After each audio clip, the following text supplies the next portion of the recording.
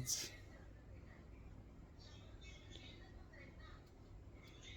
2 तारीख. आजचा दिवस म्हणजे रविवार. आणि आज रविवारी असं काय नेमकं खास असतं? रविवारी काय खास असतं असं जर विचारायचं असेल तर रविवारीच तर खास असतं. म्हणजे अरे बाबा, रविवारी सुट्टी. आठवड्यातून एक नाही तर 2 सुट्ट्या मिळतात.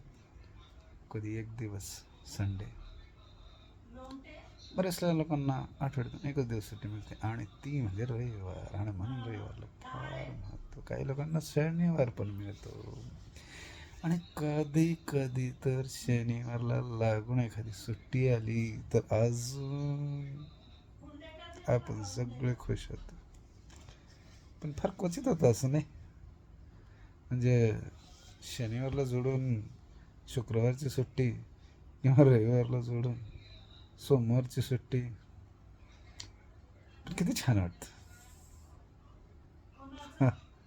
मस्त छानपैकी एक 3 दिवसाची शॉर्ट ट्रिप होऊन जाते. आणि सोबत जर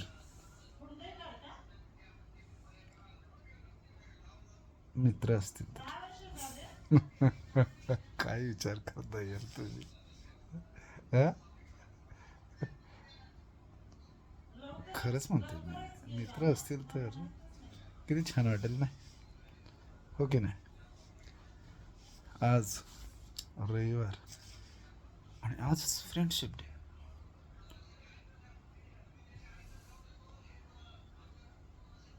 आज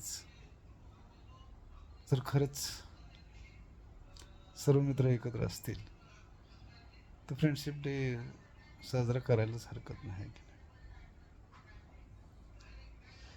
पण काय होतं ना, मित्र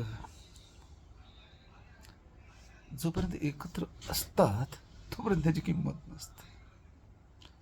आणि जेव्हा दूर दूर जातात आपापल्या कामासाठी, आपापला जॉब करण्यासाठी, आपापले कामधंदे करण्यासाठी, बिझनेस करण्यासाठी, सगळं दूर दूर जातात आणि मग चालू होतं आठवणींचा काळ.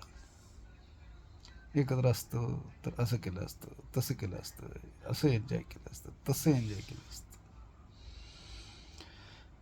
आपण किती दिवसाला जाऊन भेटतो?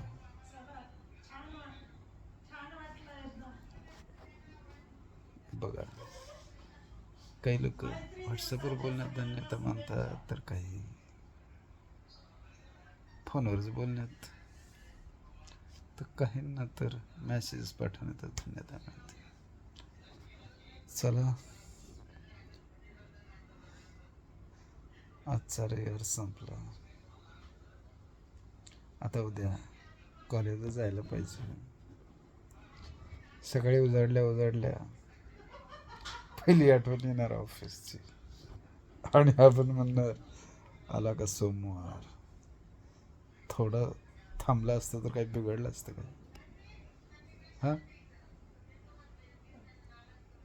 खरंच मंडेच्या अगोदर संडे नाही, डबल संडे यायला पाहिजे.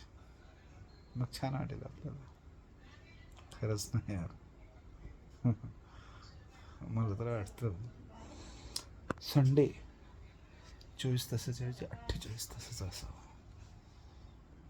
आहे ना? असायला पाहिजे ना? खरंच.